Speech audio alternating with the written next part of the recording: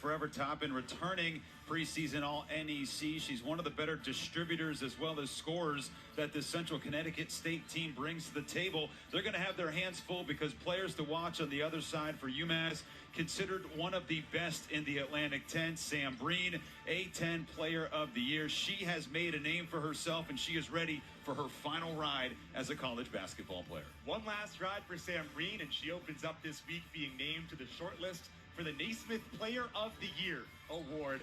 Big things coming for her this season in Amherst. It's time for today's starting lineups, brought to you by UMass 5 College Federal Credit Union, the official credit union of Massachusetts Athletics.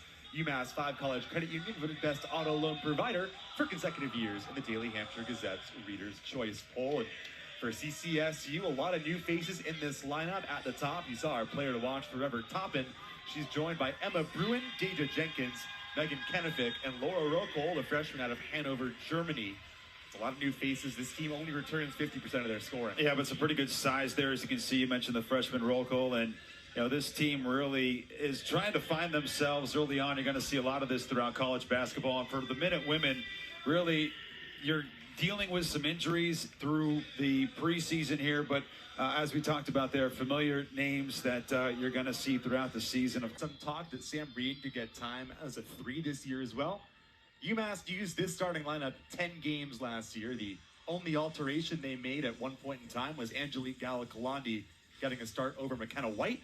About a 50-50 split minutes-wise between the two of them, but otherwise, when you've got an entire starting lineup that returns as league champions, it says so much about your strength as a team. It really does, and I think, in this, as I mentioned there in the open, the ever-changing world of college basketball, it speaks to the family atmosphere that head coach Tori Verdi has created here in Amherst. All these women excited to be back for this team and see if they can repeat something that had never been done here for the women's program. The first time in program history, the Minutewomen were A10 champions. The banner is up. The ball is tipped, and we are underway. We got to look at Bernaya Mayo running the offense for the first time, and there's Sam Bruen. It's a good job keeping her own rebound alive. It gets bumped underneath. I think they're going to call that on the floor, but Bruen, as always, the focal point on offense. Yeah, what's the thing you're going to do to start the season? Get the ball to Bruen, number 34, and establish her early. Right off the entry pass to Taylor. Can't finish on the layup. We talked so much about Bruen, but how about Taylor, first team selection for the Atlantic 10? I mean, not to throw in Destiny Philoxy there as well, second team honoree to begin the season. And here come UMass, so dangerous in transition with Bernaya Mayo to the rack. Can't finish, but an offensive rebound. They're going to call a jump ball. Possession arrow favors the Blue Devils. You see Mayo here, she just pushes the pace. I mean, she's so good at that, along with Philoxy. You really got two guards for UMass that can get up and down the floor. They can penetrate, both can shoot. Ball in the hands of Forever Toppin as UMass shows some man press here. UMass didn't press a whole lot last year, and perhaps this is an indication that Coach Verdi trying to open up the playbook a little bit. We also get a look at these new look UMass jerseys as Bernaya Mayo led the team in steals last year and the year before. Picks up the first steal of the year for the Minutewomen, goes coast to coast. The bucket seems to be sealed off at both ends of the floor right now. But she's kind of used to those going in, and we'll see if Central Connecticut State can take advantage of not a rocky start here for Massachusetts, but they've missed some close ones. Bruen on the near side. The CCSU team really struggled last year shooting from deep, well below 30%. And now the Minutewomen pushing the pace. Philoxy gets the contact off the window and in.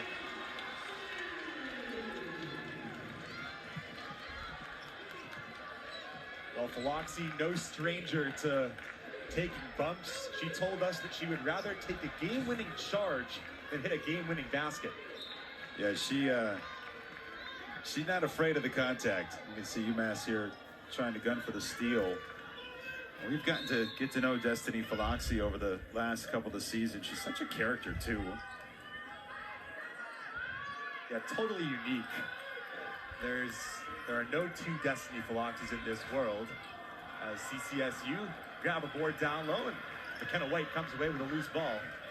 That's got to go in for roll call to at least get themselves some points here early on, and now right back to Breen. Well, welcome to college basketball, Laura Rokol, as makes her collegiate debut tonight out of Hanover, Germany.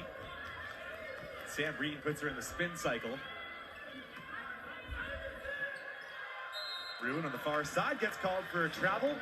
And again, this UMass team last year turned over their opponents about 16 times a game. They won the turnover battle by an average of 3 per game, and we're seeing it so far tonight. Yeah, but that's one that you're giving to UMass there. You want to see Bruen pull the trigger on that 3. She had a step on her defender and just an unforced error for the Blue Devils.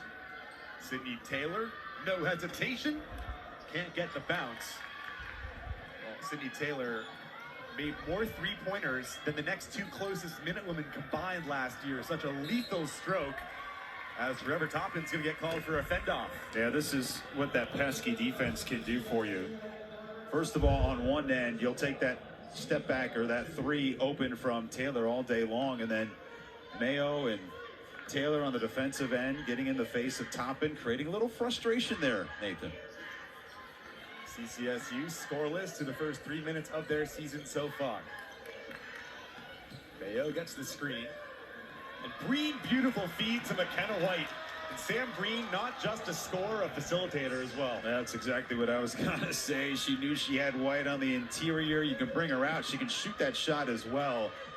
She's such a tremendous playmaker for this program. Sam Breen not only averaged a double-double last year in regular season play, she was also second on the team in assists and steals. Just a true 5-tool player, if you will.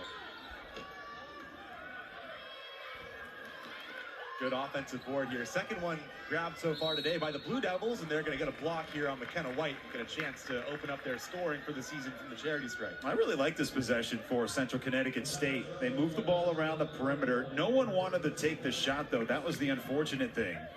And then you see Deja Jenkins go into traffic and get the feet moving of White just maybe on the restricted arc line. First free throw bounces out for Jenkins out of Cathedral High School in Dorchester, Mass. A mini homecoming for a couple players on this CCSU team. A number of players from the Commonwealth. 1 for 2 from the line goes Jenkins.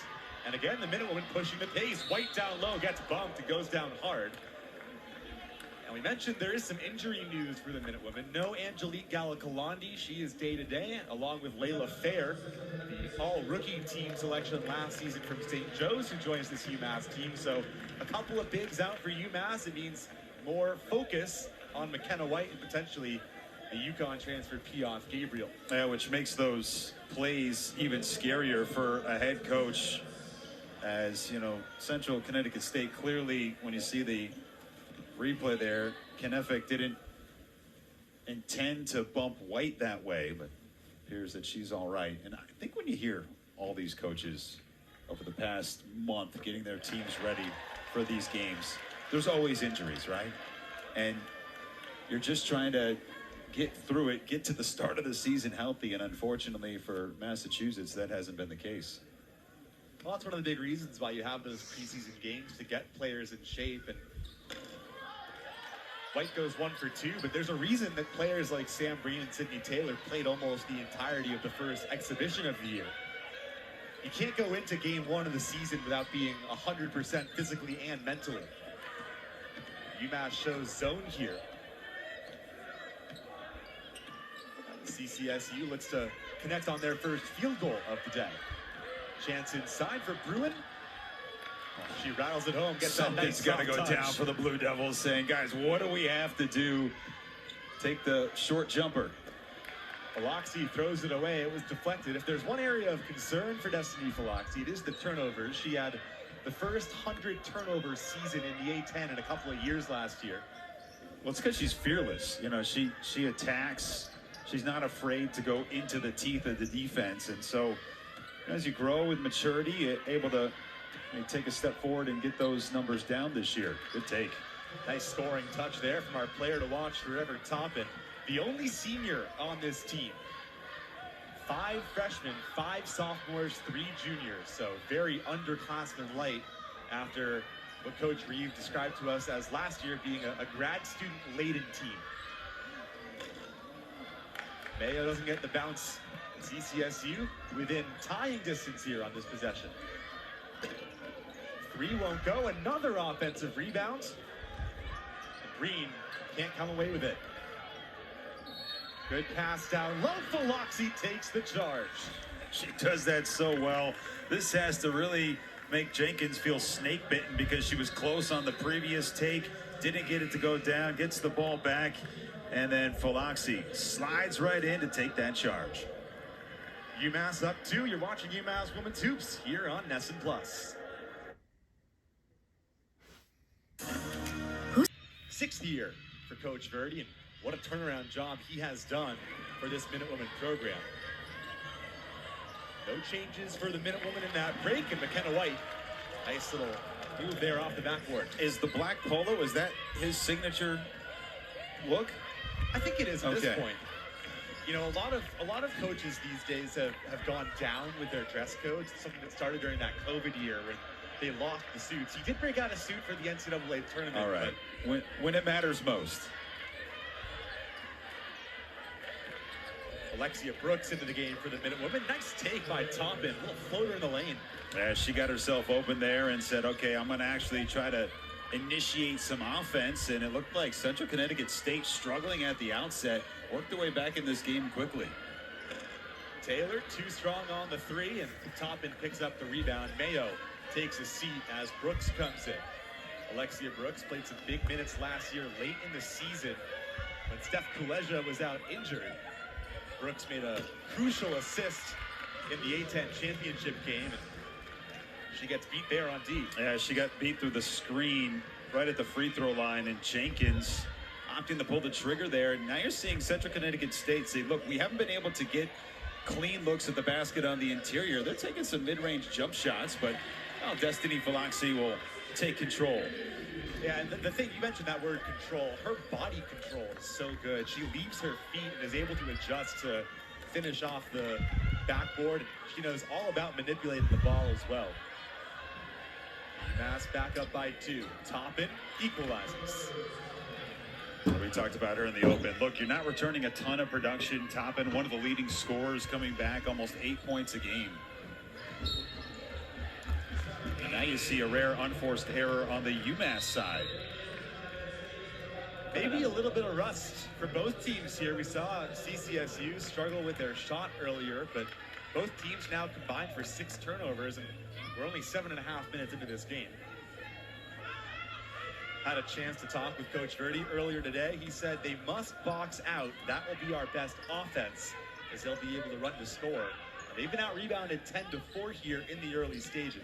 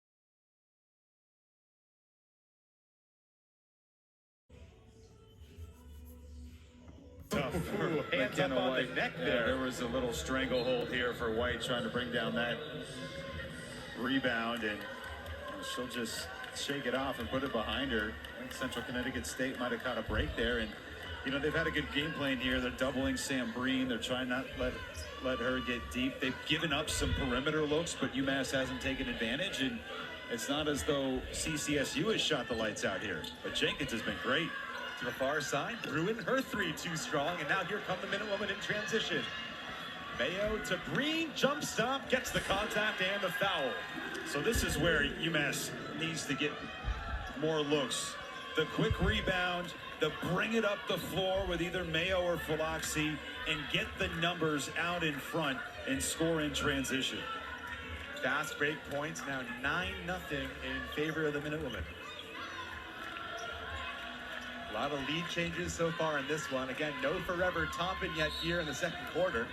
Stepping out of bounds is Williams. And, you know, talking about that pace that the Minutewomen try to play, this Blue Devils team has prevented them from getting out and running with 7 offensive rebounds, out-rebounding UMass. They've been able to prevent that fast break type style of basketball that UMass can play. Philoxy travels. Well, a couple of travels now called in this game, and that one was a little bit more obvious from Philoxy, who sometimes will write checks with her body that her mind doesn't totally cash, and vice versa. Is that how that saying goes? I make it up sometimes, Jay. But Destiny Philoxy, as creative off the court as she is on the court. Another triple for Central Connecticut State. That's 3 on the game. They retake the lead here. Amaya Williams drills it. Yeah, it's not like they're bombs away, but they've hit a couple of the big ones. Put UMass on their heels. White up top. Now Brenia Mayo still scoreless in this one, 0 for 4 from the field. Mayo likes the matchup, gets through 2. What a take by Brenia Mayo, right to the rack. That's just one-on-one basketball. Clear it out, let Mayo create. And this time she's able to finish. Chance for the last shot opportunity of the half here. Shot clock and game clock nearly synced up. Deja Jenkins leads the team with 10 points in this one. See where the ball ends up. It's with Bruen now, 6 to shoot. Into traffic. A deep contested 3 is too strong, picked up by Mayo.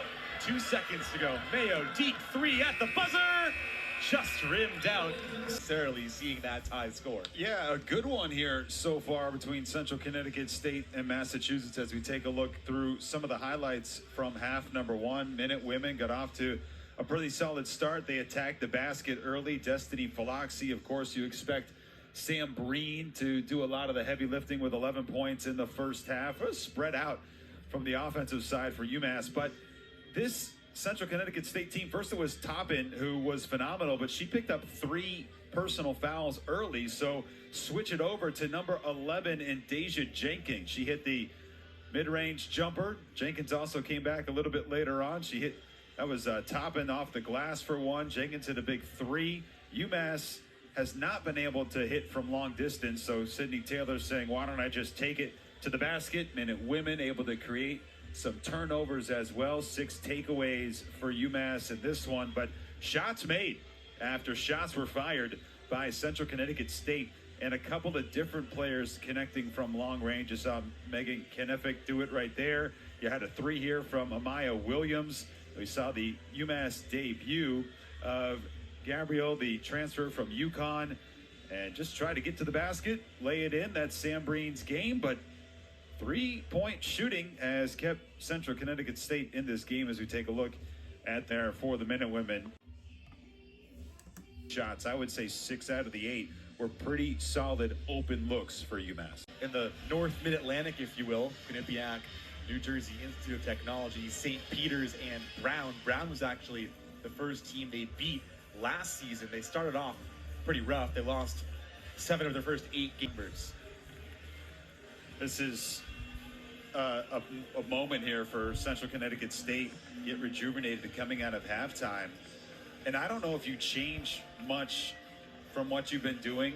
You might want to protect that three-point line a little bit harder, even though they haven't given up one today, but the looks have been there.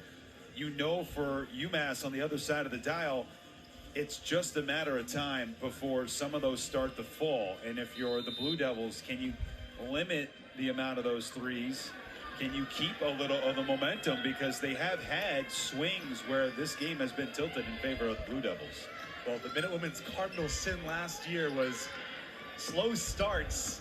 They were one of the best third-quarter teams in the country. Remember, they closed some big deficits against teams like Iowa State, and another triple on the way, and that one way off, and here comes Mayo in transition. Yeah, I don't like that shot for Central Connecticut State. It opens this up. And there's a bunny that Philoxy's not going to miss. The first bucket of the second half belongs to the Minutewoman. You got the miss on the other end with the open three for Sam Breen. So the Blue Devils dodged another bullet there and then quickly pulled the trigger on their offensive zone. And that miss led to a breakout for UMass. You'd think it was a heat check three. Yes. It was the first shot of the half. Awkward. Far side triple. Wow, what a great stroke we've seen so far today from Deja Jenkins. Her second triple up to a game-high 13 points. Well, it works when they go in.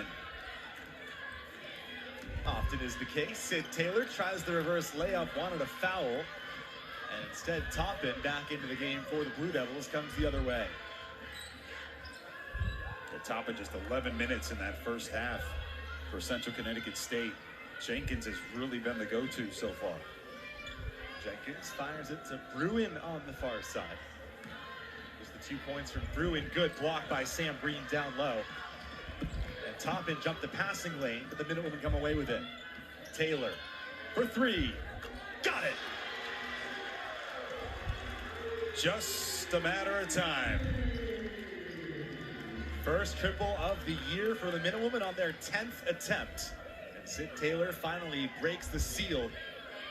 Puts the Minutewomen back on top by 2.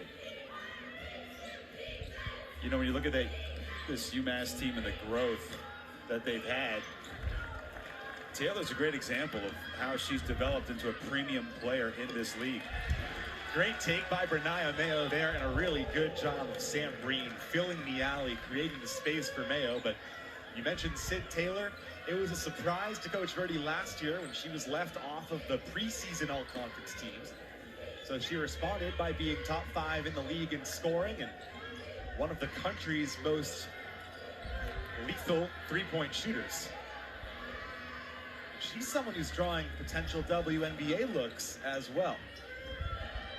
But you've got the length that she does. Good closeout there from Taylor, and that'll be a shot clock violation. She does best when she's locked in the defensive end as well. Yeah, you know, I just think of the growth that she's had as a student athlete here. I don't think played much her freshman year, really got into the rotation 2 years ago, and now one of the leaders of this team, and as you referenced, has put herself in a fine position to play professionally. Great take by Mayo, couldn't get it to go, and White couldn't get that second chance board.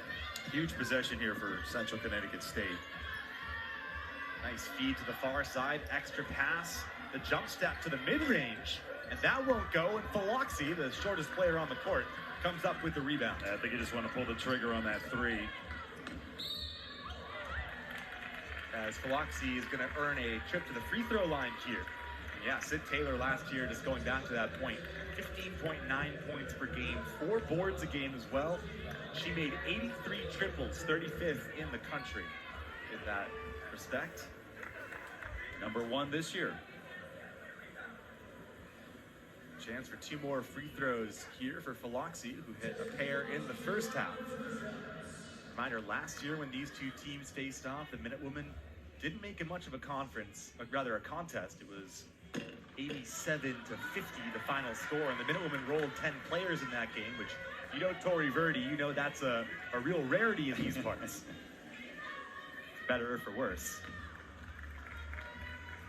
They get to the point, though, and it's not as though CCSU has brought in a ton of transfers from the upper levels. You get to the point where year to year, the last meeting doesn't mean squat in this game anymore.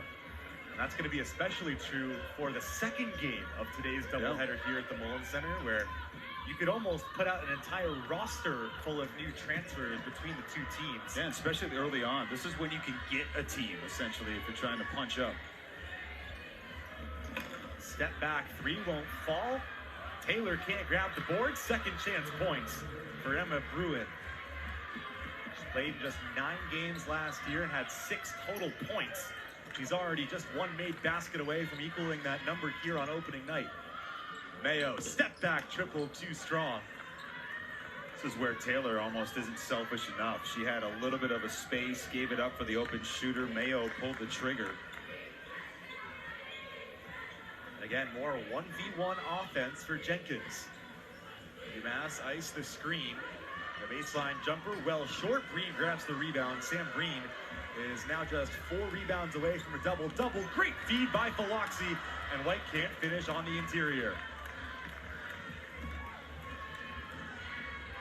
You can see Philoxy slide over there and try to take a charge that didn't materialize, and we're going to get a little ticky-tack hand check foul here on Breen in the lane. So you'll see number 32 here for Central Connecticut State, and Megan Knefik. She's been given those mid-range jump shots.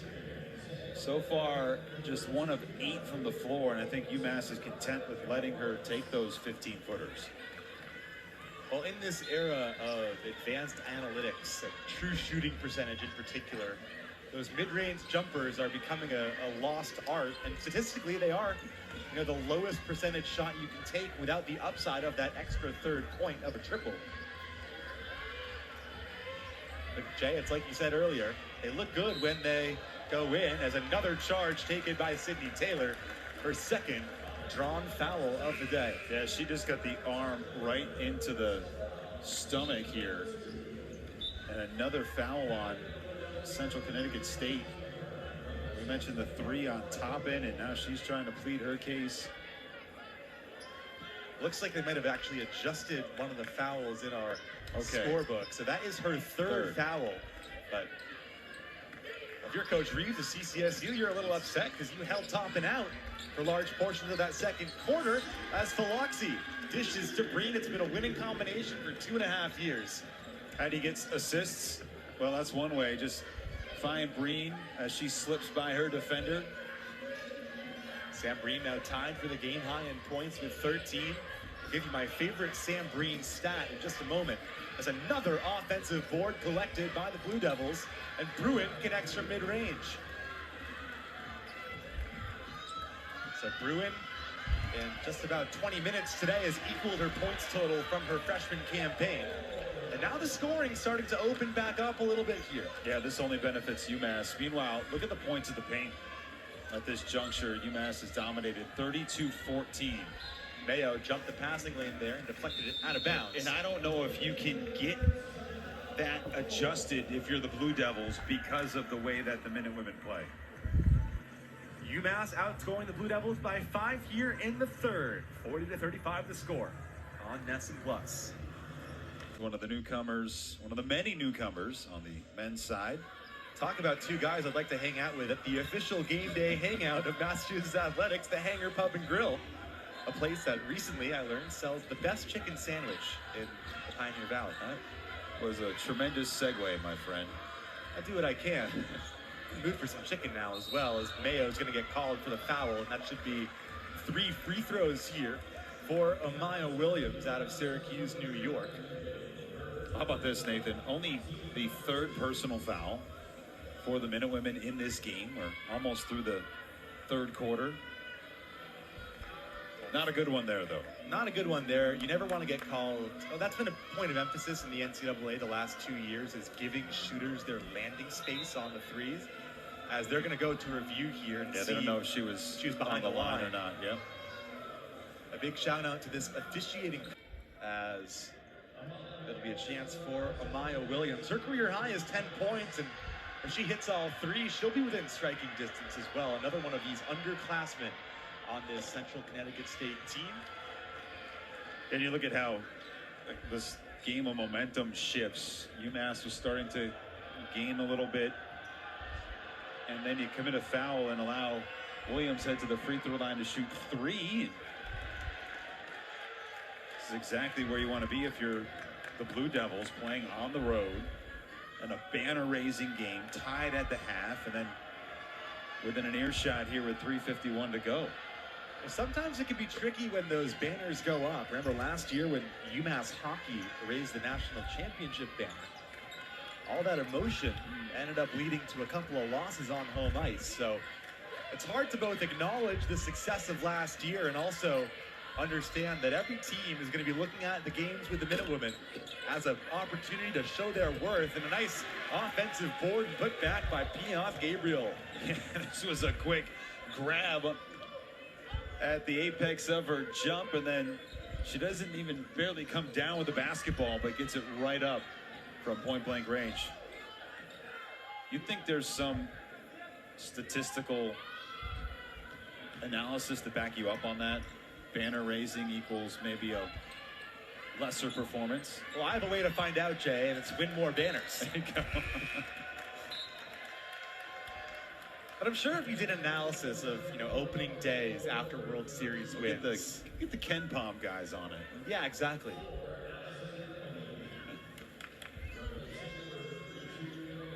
I'm very impressed with that putback, that rebound and putback from the newcomer Gabrielle from UConn. I mean, and when Piaf Gabriel committed to UConn, the word on the street from Gino Ariema was that they knew she was going to be a little bit of a project from a developmental sense. She had the size and the tools, but a little raw. And 2 years worth of playing against future WNBA superstars like the Paige Beckers and the Uzi Fudds of the world. It'll help you. A chance for her to show what she can do this season at a different level, and her size is certainly an asset, as we've seen so far today, as Breen backs her way down and scores off the window. It's the footwork for Breen. She's able to get her defenders kind of off kilter a little bit, got them up in the air, and from there, it's easy pickings for Sam Breen up to 15 points. You think she likes the mic and drill or what? Some chance here on the near side.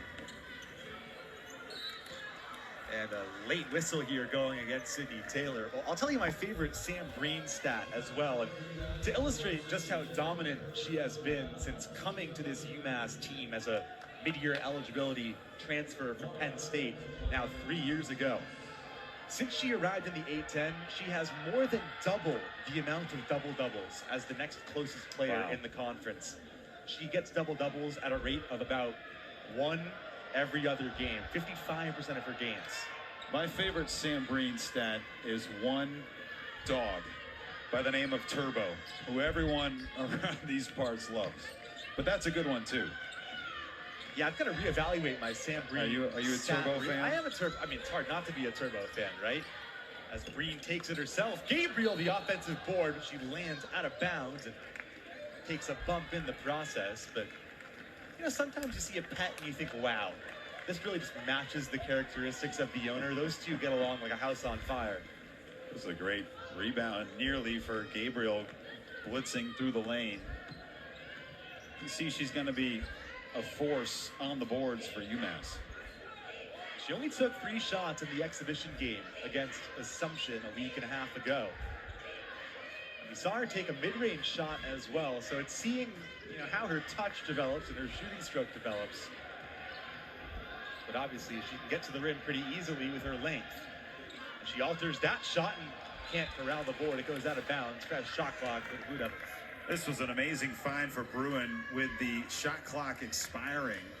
Thought about taking kind of a highly contested shot, able to give it up, and Blue Devils just unable to get that one to go down. That was a good look.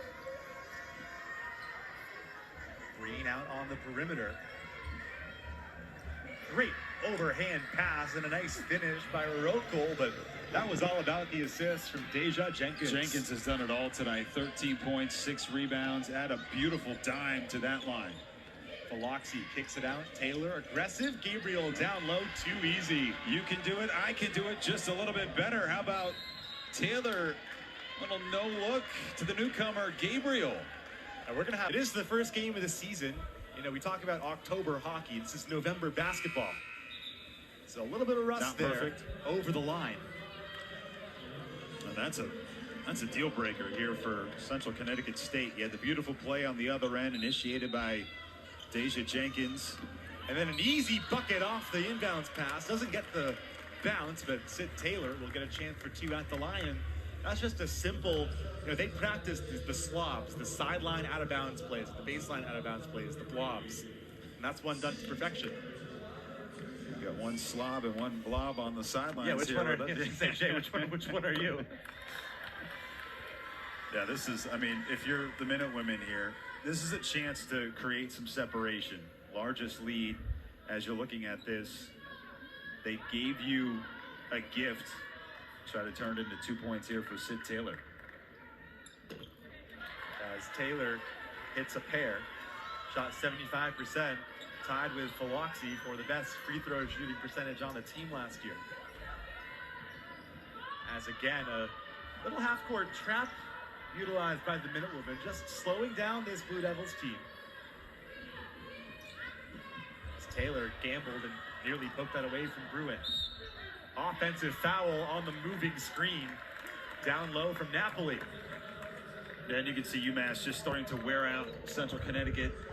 They're trying to keep Sam Breen out of the paint, trying to do everything they can to prevent those points in the paint, which have been lopsided severely in favor of the Minutewomen. Sam Breen, her family is in town. We got to look at Mike Breen to our left here.